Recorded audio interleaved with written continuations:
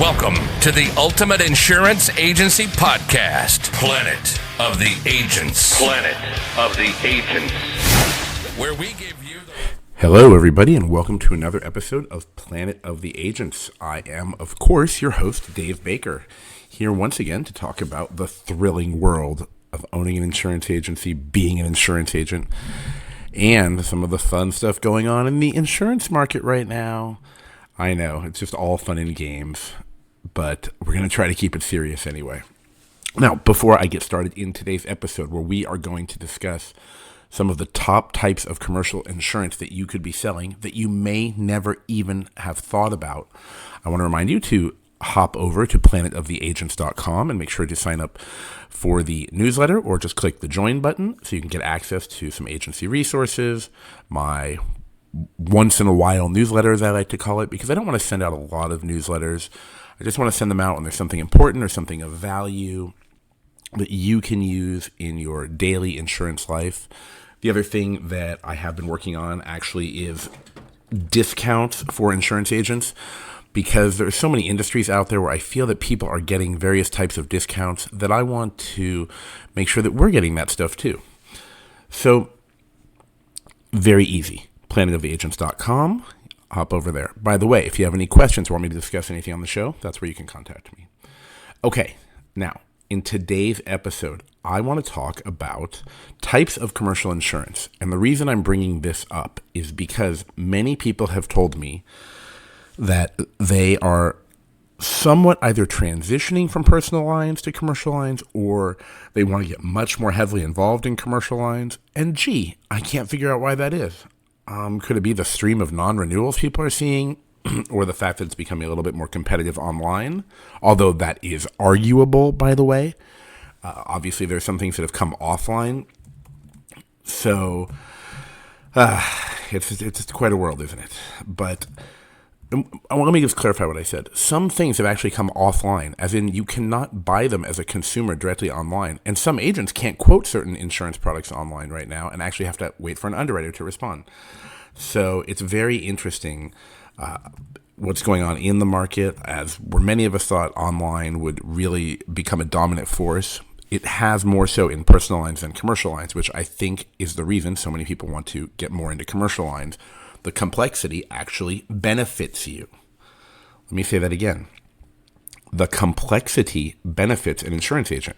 If it was super easy, then people would simply do it online all the time.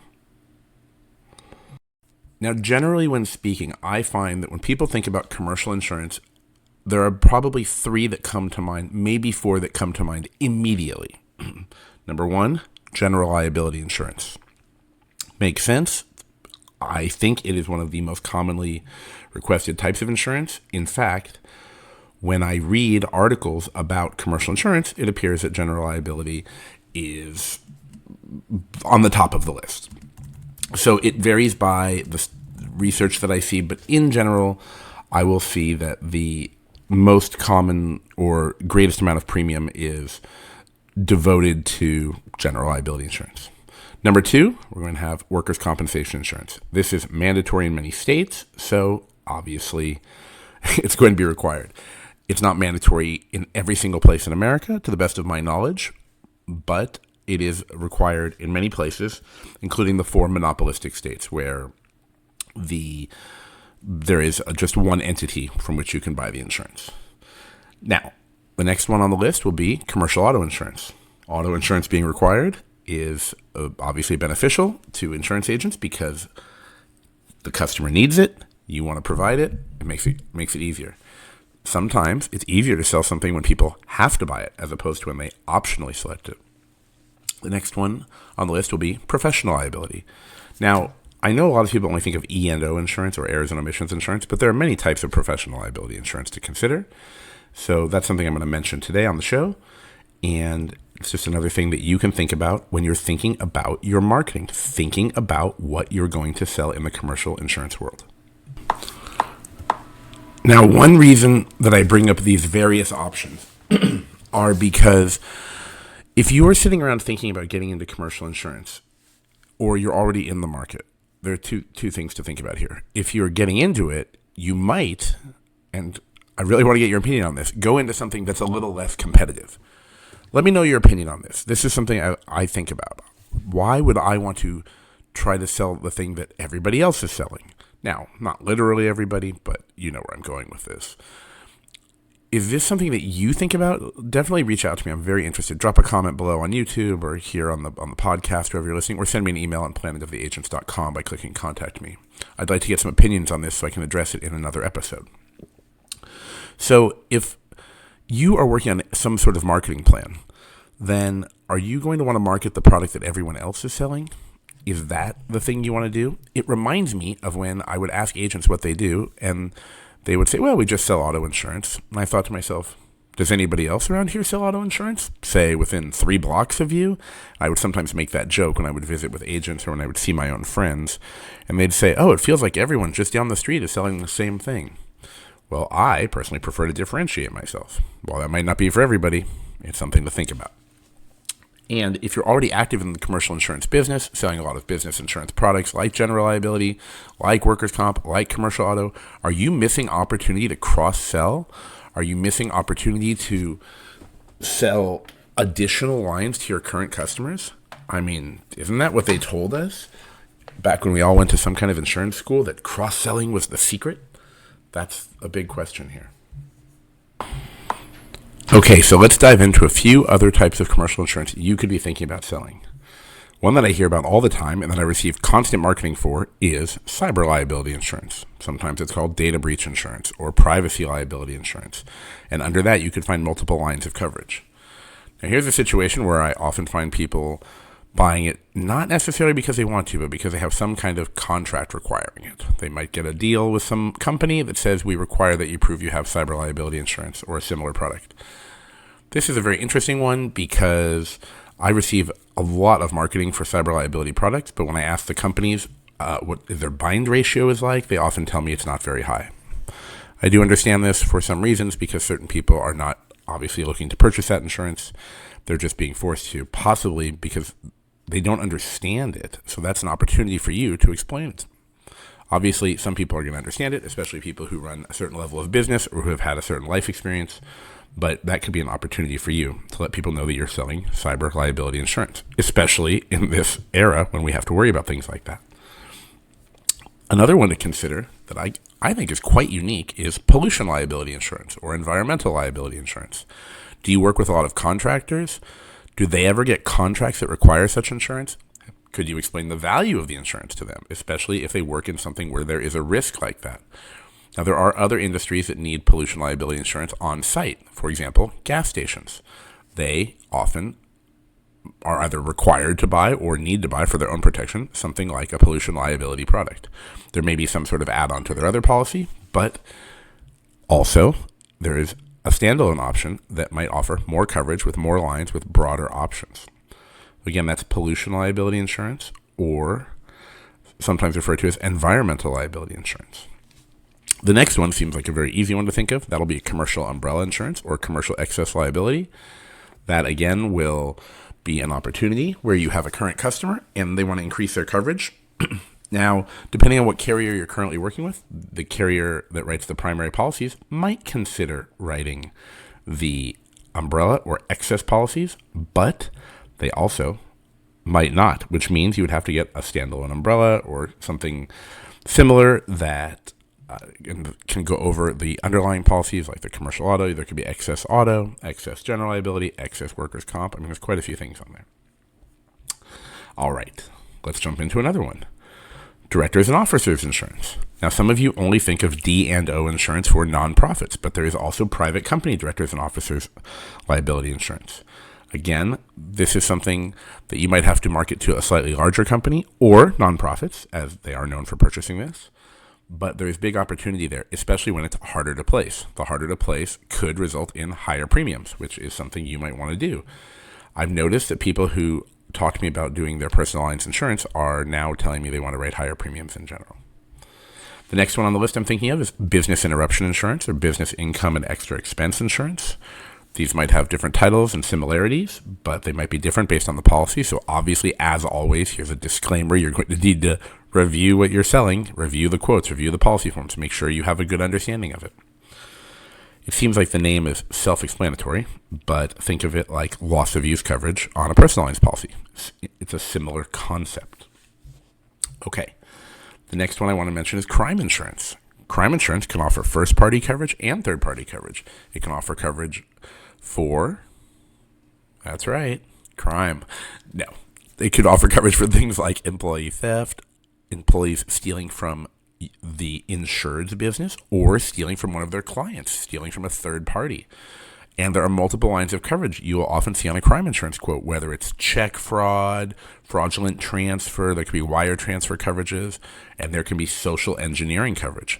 Social engineering is a very interesting topic, and there may be monoline social engineering policies available, although they might also be available as parts of other insurance policies. Something to really consider. I think crime insurance is probably something a lot of people have not considered. Now, if you don't know where to get that insurance, obviously, you can reach out to me, and I'd be happy to assist you with that. That's a little shameless plug there, but that is part of the show every once in a while.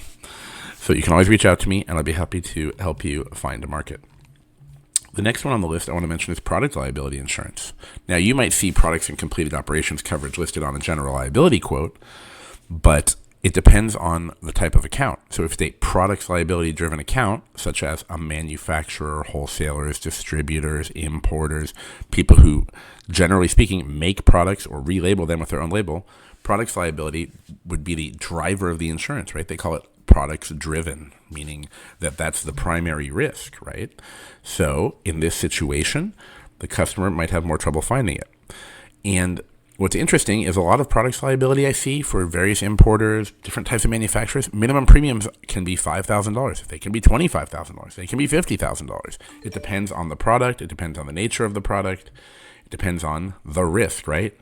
That's a lot of how things are priced. Now, I do want to say that sometimes these coverages can be available as a package, right? You could have property insurance and general liability together, like a business owner's policy, or they could be written separately, meaning monoline, meaning that you only purchase one of the lines of coverage. The next one on the list I want to mention is employment practice liability insurance, often called EPLI. Not to be confused with EPL, which could be employer's liability, which would be workers' compensation. So employment practice liability insurance, that is going to be another product that I find generally has a higher premium, especially in some hot areas where that is a great risk, where there's a big risk of employees suing their employers. It can also potentially cover a third party suing the insured, like a customer, right? You could have a yogurt shop where the customer feels a certain way and they feel they were wronged with perhaps some words that were said or something similar, and then they can then sue the insured, and that is not an employee suing the insured. That is a third party, right? That is a customer, a client. Now, there are other lines of insurance as well. I'm going to throw out just two more before we wrap up today's episode to consider. One will be inland marine, and that can include things like contractors' equipment, builder's risk, renovations coverage. It could include very specific items. It could include a monument sign at a gas station. Those big signs cost a lot of money. It could include solar panels. It could include lots of different things. Inland marine is a good opportunity. And one of my friends that I met a long time ago had told me he just loved inland marine because when people go to him, and he was an underwriter, they're generally buying because it's something they need. It's a little bit harder to find. And then the follow-up to that will be ocean marine, right? If you have shipping over the water, over the air, you have to review the policy, of course, or the quote you're getting, but it can include multiple forms of transit. You could have stock throughput coverage. You could have domestic transit. There's a lot of opportunities to review coverages that might be right for your customer. And then you can use these as cross-selling opportunities. For example, if you have someone who is an importer and they need a products liability product or products liability coverage, and then you find out they're an importer, they might also need coverage for the transit, the international transit of the product. These are all things to consider. Now, it doesn't mean you have to go out and sell every type of insurance. I think it's helpful if you get deep knowledge of certain coverages. I think having deep knowledge, really good knowledge, reading different policies, reading comparisons, understanding exclusions, it really helps. So if you're going to jump into one of these and they're new for you, Spend time studying it, spend time getting to understand it, getting to know it. Talk to your underwriters, read things online. There's a lot of information provided by whether it's an association or other educational outlets that can help you understand the coverages. And maybe the carriers will also be able to offer you some brochures, some education, some on-demand webinars, some live webinars, depending on your situation, with a lot of opportunity. So these are just a few things to consider if you're writing commercial insurance already, or if you're about to jump into something new and you want to expand your offerings.